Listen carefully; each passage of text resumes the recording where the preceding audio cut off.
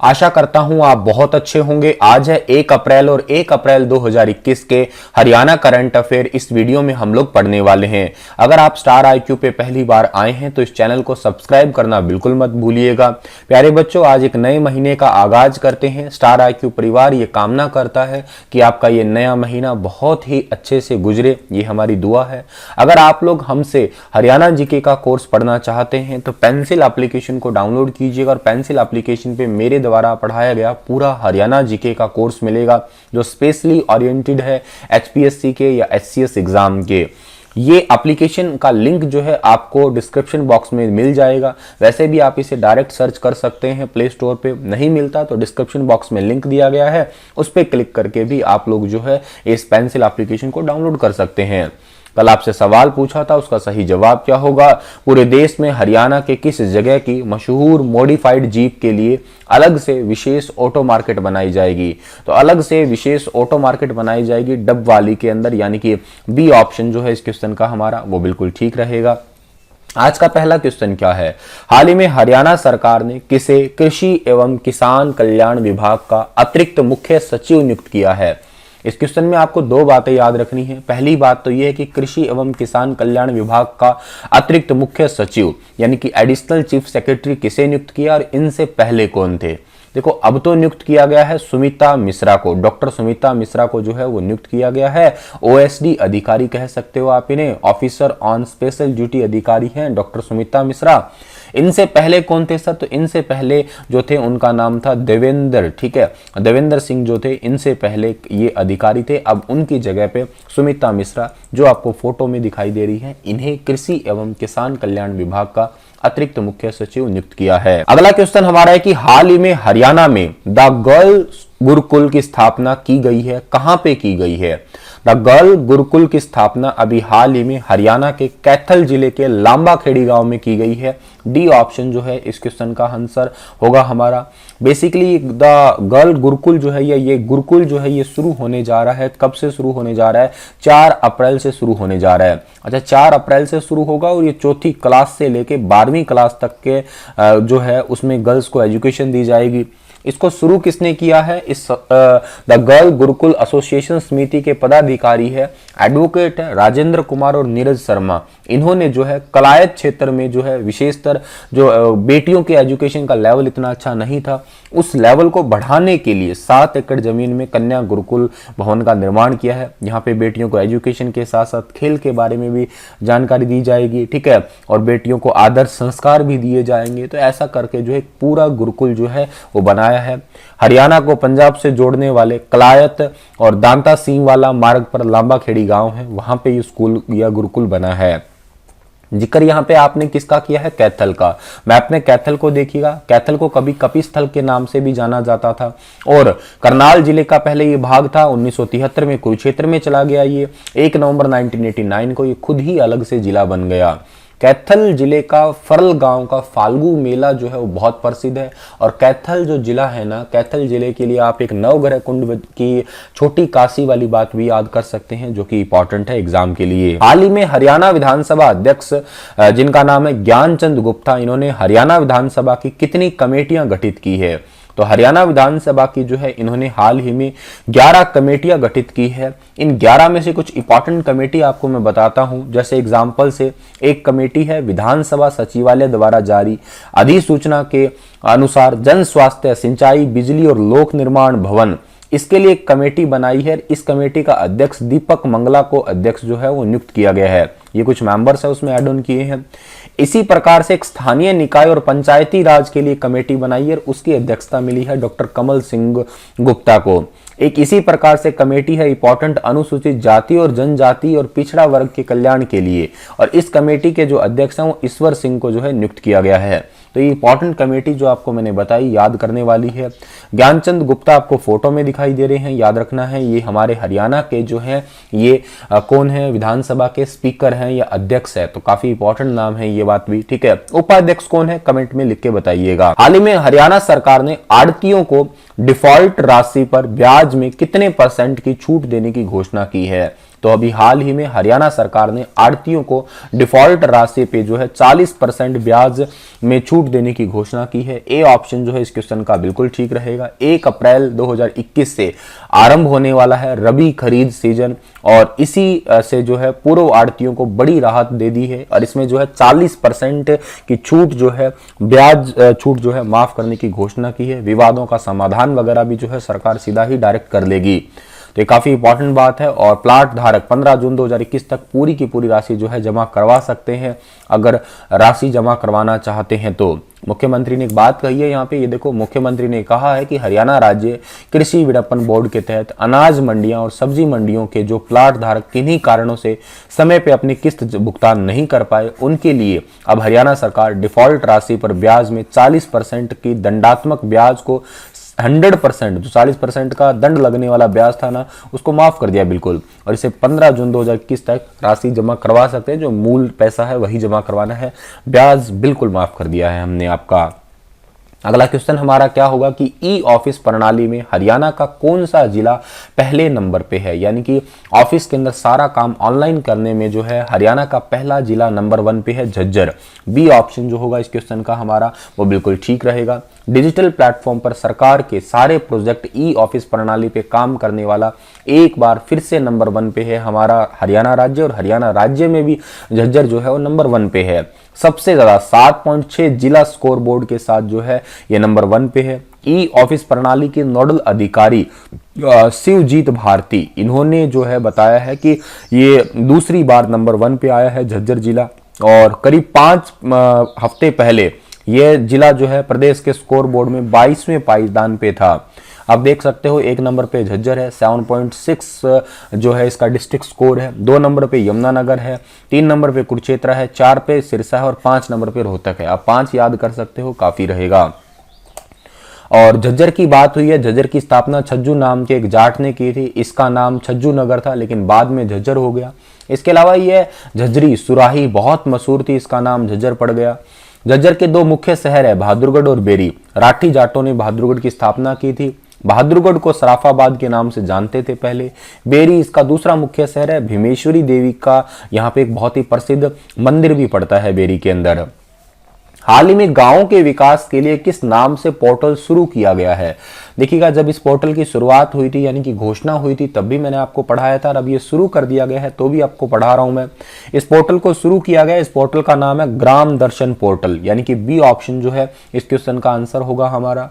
ये हरियाणा के मुख्यमंत्री जी ने गाँव के विकास के लिए शुरू किया है ग्राम दर्शन पोर्टल। इसके माध्यम से कोई भी व्यक्ति अपने गांव से संबंधित जितने भी विकास कार्य है उनका लेखा जोखा न केवल देख सकता है, बल्कि अपने सुझाव भी दे सकता है, ठीक है, और मांग भी रख सकता है कि मुझे ये अपने गांव में चाहिए, आपको ऐसा करना चाहिए। पहले देखने वाली बातें तो खैर पहले भी आपके ऐड ऑन कर दी गई थी, लेकिन अब सुझाव वाली बातें ऐड ऑन हो चुकी है, ठीक है।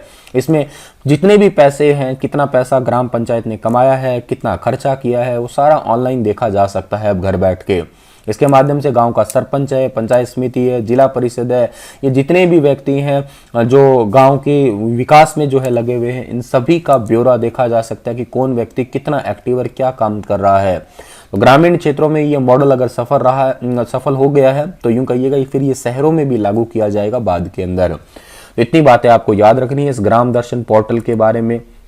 आगे जाते हैं। प्रधानमंत्री नरेंद्र मोदी ने मन की बात कार्यक्रम में हरियाणा के किस जिले के निवासी सुभाष कंबोज की सराहना की है? सुभाष कंबोज की सराहना की है, यमुनानगर के रहने वाले हैं सुभाष कंबोज। डी ऑप्शन जो है इस क्वेश्चन का हमारा आंसर बिल्कुल ठीक होगा। और ये जो सुभाष कंबोज हैं ये कहाँ के रहने वाले हैं? रादौर खंड के एक गांव है जिसका नाम है हाफिजपुर, और यहाँ के रहने वाले 53 साल के हैं ये, और मधुमक्खी पालक हैं, ये किसान है जिनका नाम है सुभाष कंबोज। प्रधानमंत्री ने आत्मनिर्भरता के क्षेत्र में इन्होंने बहुत सारा काम किया, इसी वजह से इनका नाम लिया।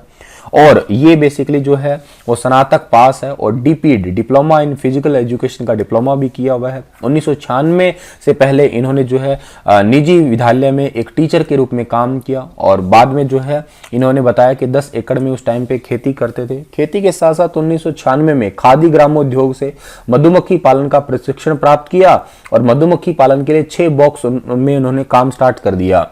2006 से लेके अब तक इनके पास लगभग 2000 मधुमक्खी के बॉक्स है और ये सभी बॉक्स में जो है पारंपरिक 6 बक्सों से ही विकसित किए हैं इन्होंने।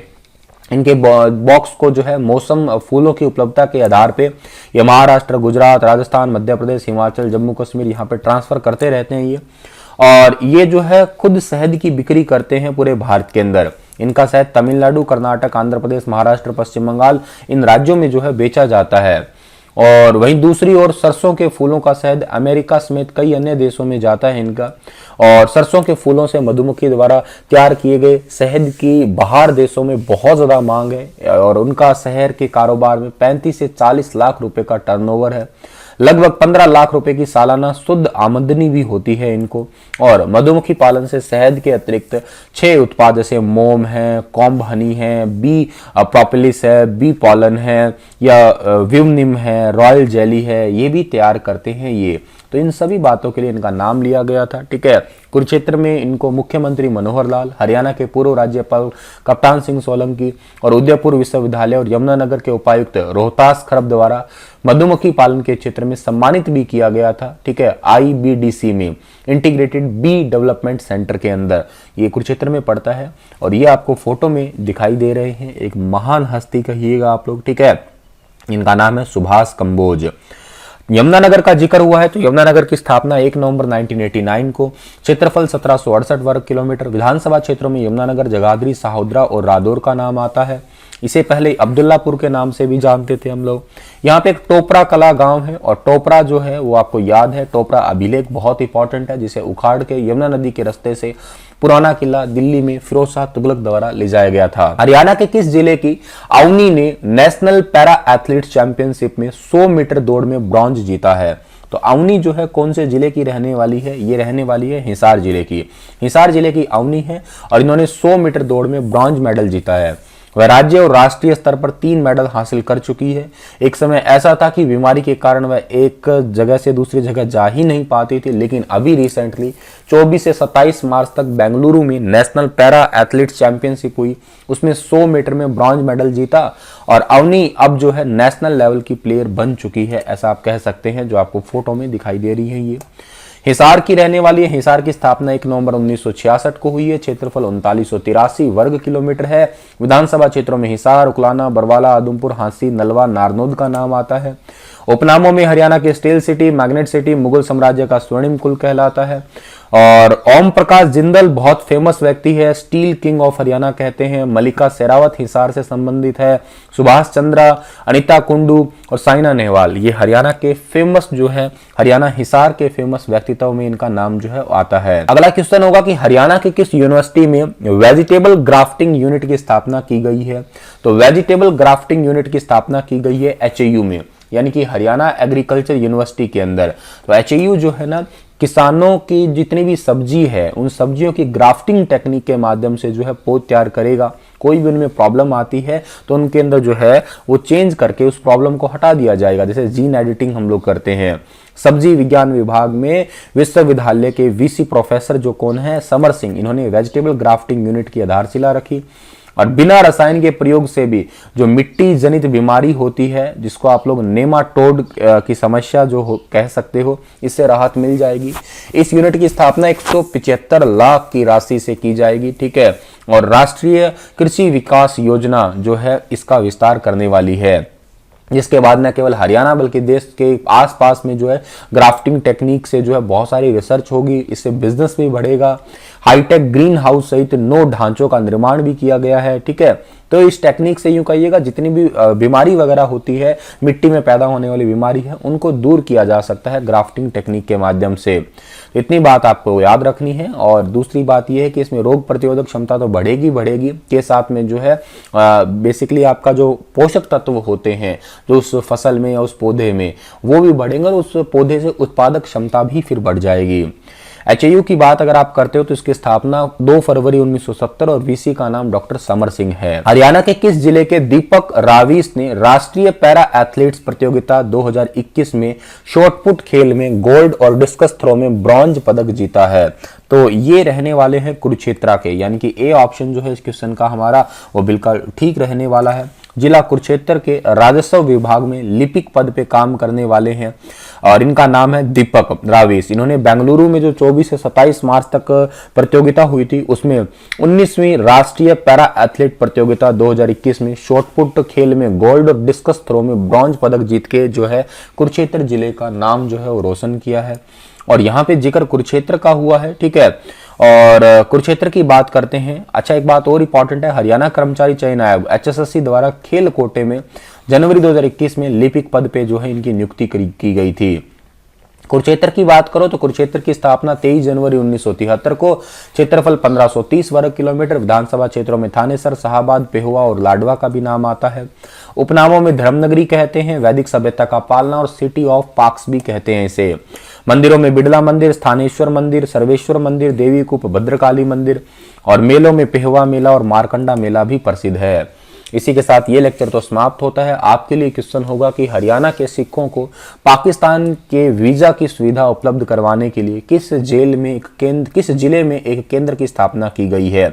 तो कौन सा जिला है बताइए, ये अंबाला है, पंचकुला है, कुरुक्षेत्र है, इनमें से कोई नहीं। बताइए विस्तार से। कल फिर हाजिर होऊंगा लेटेस्ट अपडेट के साथ में। तब तक stay happy, stay healthy. Thank you so much.